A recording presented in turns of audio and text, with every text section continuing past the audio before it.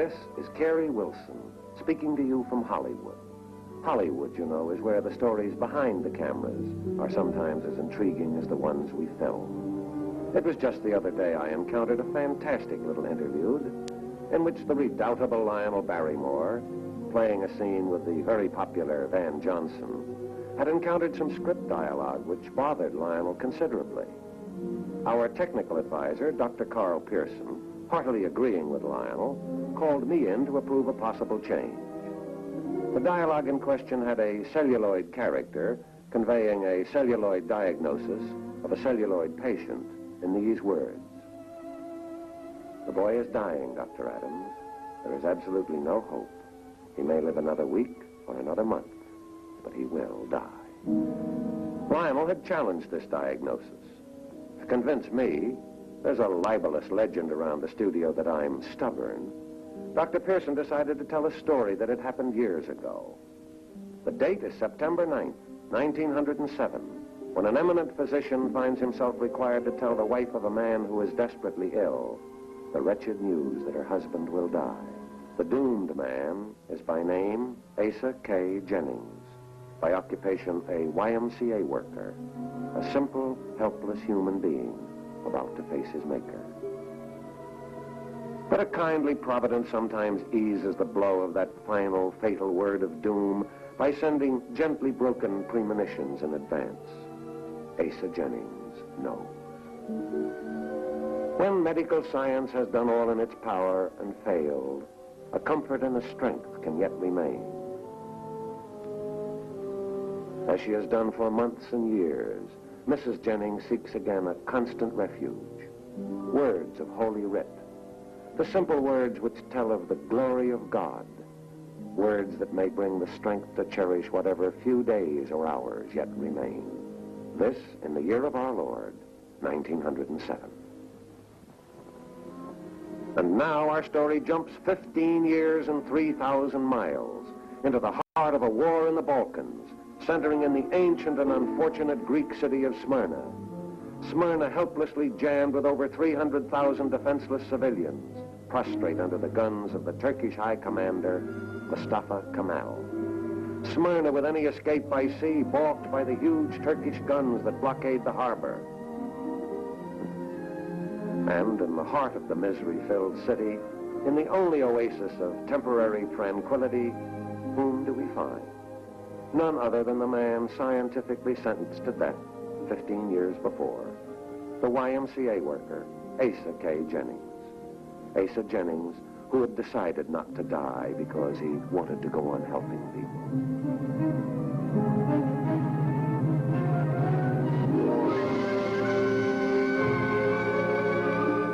Only 10 days to evacuate that third of a million helpless refugees, and no possible means by land or sea to evacuate them.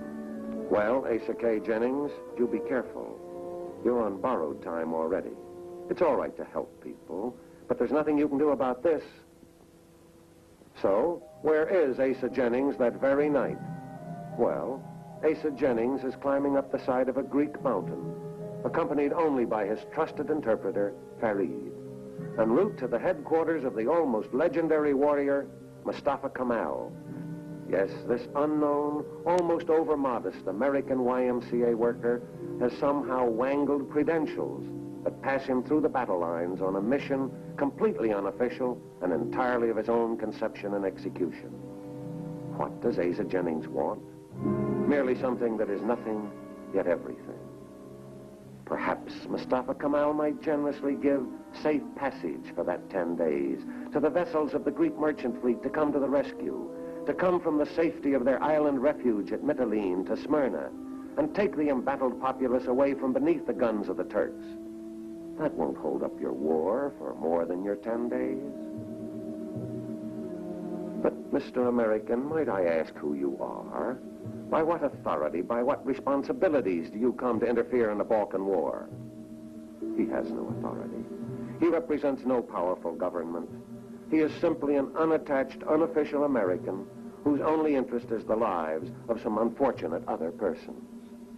All of which might mean little or nothing, except that Mustafa Kemal is a gent who admires personal courage. And so, an obscure little fellow who has dared his failing life to plead for the people of a nation not his own wins a promise. That promise, by dark and devious means, Asa Jennings relays to a fugitive Greek warship in the harbor of Mytilene, 60 miles from Smyrna. Precious hours have elapsed while the Greek naval officers debate the proposition and finally reject it. This promise can only be a trick of the wily Kamal to entice those precious ships into range of his guns. And then occurs one of the strange mistakes that must often happen by the grace of fate or providence. Perhaps it's the little American emblem that Jennings wears.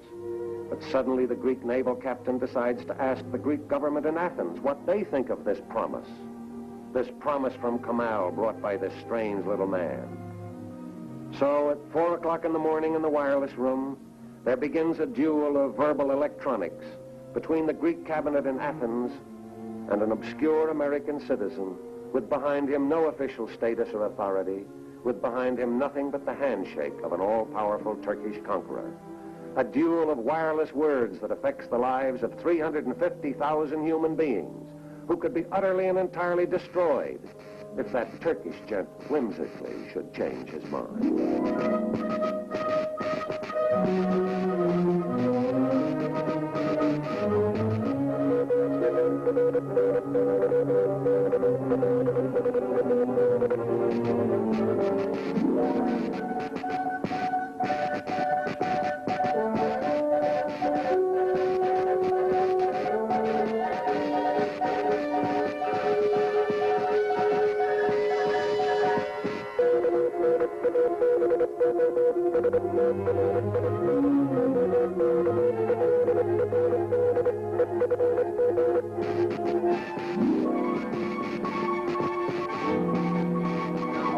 Incredible as it seems, an astonishing bargain is arranged between the government of a European power and a YMCA worker.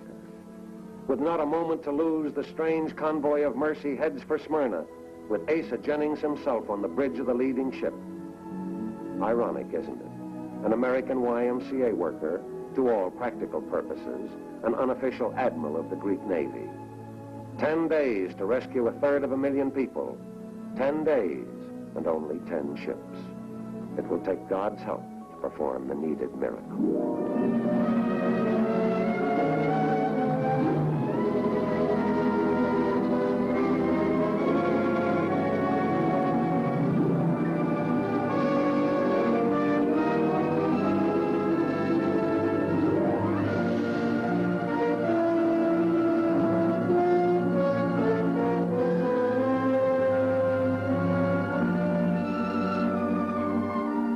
His incredible efforts blessed with success, back on the deck of the warship Kilkis, Asa Jennings receives the honors of a grateful Greek nation.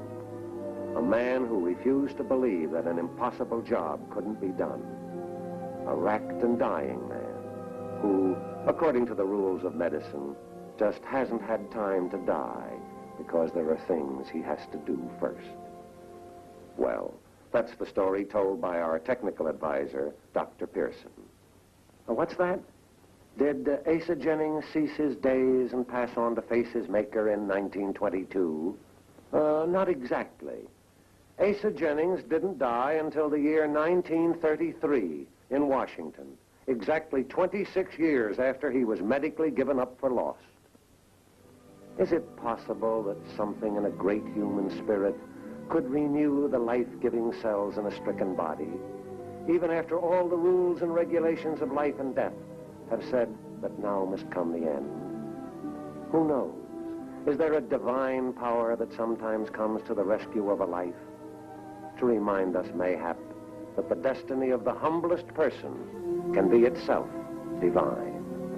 What do you think?